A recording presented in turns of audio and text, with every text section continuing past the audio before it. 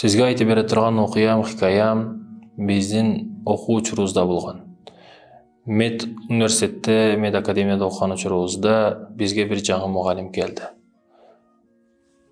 Мугалимибиз тааныштырды, ал таанышкандан кийин мугалимибиз сөз баштады. Бүгүнкү сабак таанышуу сабагы кылсак, жакшыраак таанышсак, бири-бирибизди таанысак, билсек. Мен таанышпастан сөз баштаба. Таанып билгим келет биринчи, кимдерге сабак окутам, кандай адамдарга сабак окутам. Таанышыштан мурда бир окуя менен айткым келет. Бир окуяны сиздерге айткым келет деп окуяны баштады дейт да. Ахмат бул эски автобусду минген адам эле. Эски баягы автобустан минген, маршрут минген адам эле. Бул Ахматтын окуясы. Өмүрлүк жолдошуна айрылып калган, бирок өмүрлүк жолдошун өтө сүйүп эңсеген.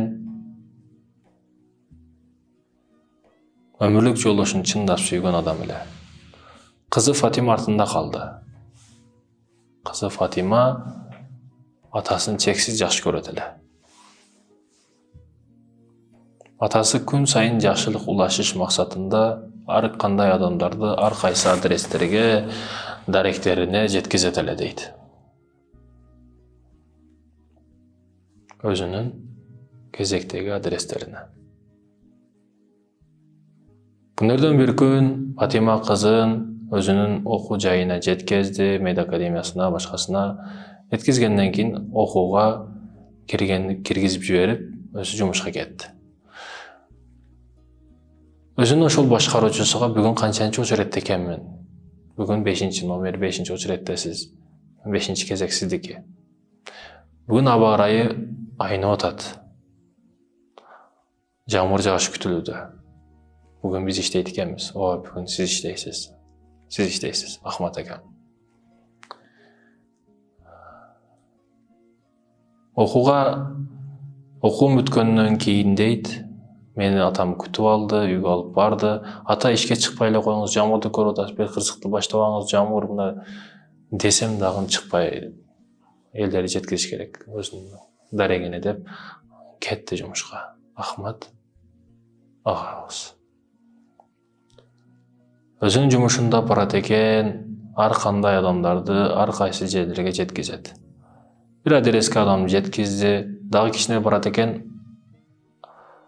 остановкада бир окул көтөрдү, аны тосту. Чыгарса Касым Үшүмчан башка кийимдери өзгөчө. Эми ушунча кийими болуп туруп, ушундай бай болуп туруп акча бербейт экен деген нерсени дагы ойлобой менден акча сураган жок дейт да. Акча сураган жок, акча алган жок.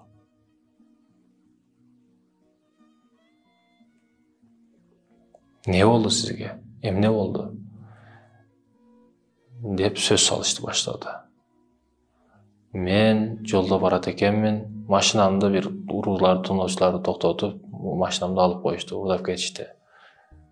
Жакшы өзүңүз соо экенсиз. Сизге эчтеке кылышпаптыр.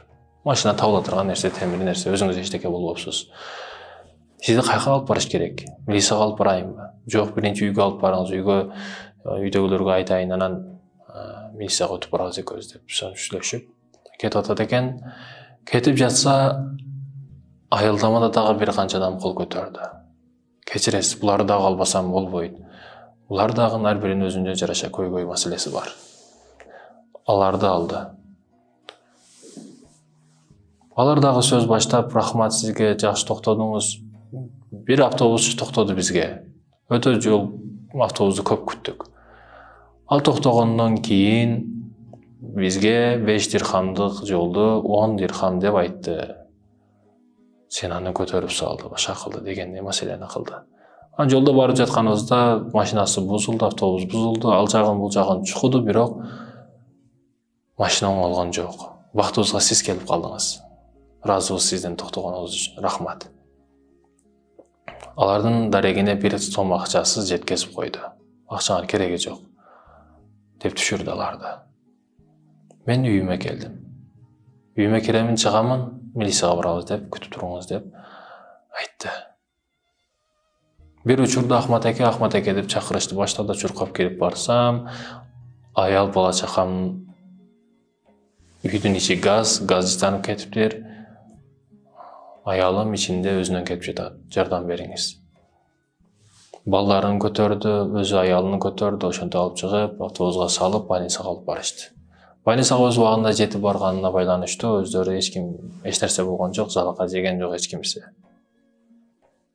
Эч кимси зыян тарткан жок демекчи да.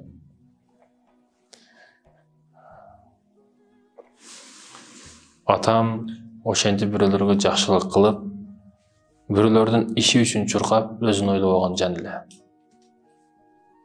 Ата, иштегениңиз аз маз эле акча экен, не кыласыз бирөөлөргө жакшылык кылып, алар сизди ойлойбу, не кыласыз деп атамды Фатима кызы өтө урушат эле. Атасы ар бир кылынган жакшылык жерде калбайт кызым. Адамдан кайтпаса Аллахтан кайтат. Мындай сөздөрүңдү токтот дейт эле. Келгенден кийин кызына болгон окуялар бардыгын айтып берди, атасы дагы. Автобусчу Ахмат атабыз. Контракт төлөш керек. Окуу жайына, башкасына. Кыздын дагы өзүнчө бир маселелер, көйгөйлөрү бар. Бул жолоочу адам сиз менен карындаш болсок, тууган болуп калсак эми. Мага ушунчалык жардам кылдыңыз. Сиз болгондо азыр үй бүлөмө жетпейт элем. Өзүм көчөдө калат элем, башка болот элем. Сиз мага өтө эбегейсиз, чоң жардам кылдыңыз. Эми тууган болуп калсак, сиздин үй бүлөңүз менен келиңиз, канча кызыңыз бар? Бир кызым бар, каякта окуйт, медакадемияда окуйт. Ушинтип таанышкандан кийин эртең сөз келиңиздер деди.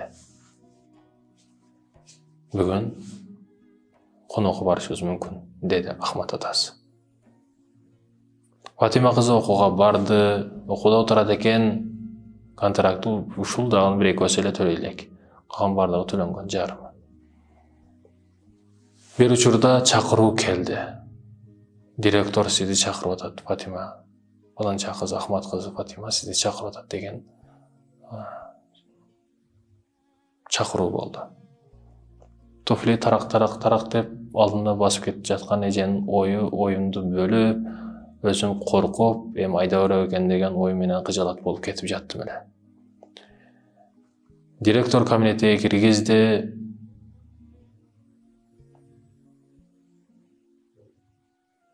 Мени өтө жакшы мамиледе күтүп алды. Сиз Ахматтын кызысызбы? Автобусчу Ахмат аганын кызысызбы? Фатима атыңыз. Кече атаңыз мага жардам кылды. Сиз кече үй бүлөсү газга капталып калган, машинасын урдатып калган адам сизсизби? Ооба, менмин ошол. Ошол адам менмин.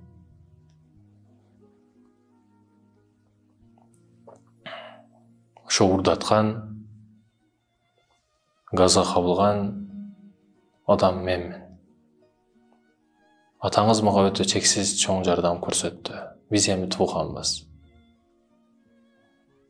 Сиз мени кызымдайсыз. Эмне маселе болсо, университетте эмне көйгөй болсо мага айтып бериңиз.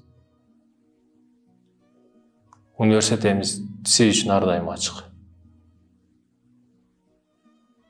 Эмне маселе болсо мага кайрыла бериңиз. Атаңыз менен бүгүн үйүбүзгө сөзсүз конокко келиңиздер деп айтты дейт да. Ошол Ахмат кызы Фатима менмин деп сөзүн бүтүрдү. Мед академияда сабак беришке жаңы мухалим болуп дайындалган эжекебиз сөзүн ушинтип бүтүрдү дейт да. Урматтуу мусулман бир тууганым, биз жакшылыкты майда дебейли, жакшылыкты көбүрөөк улашайлы. Күнөөнүн кичинекейи болбойт дейт го, ошол сыяктуу жакшылыктын да кичинекейи болбойт. Кичинекей болсо да жакшылык кыла беришибиз керек экен. Жакшылык кылышты токтотпошубуз керек экен.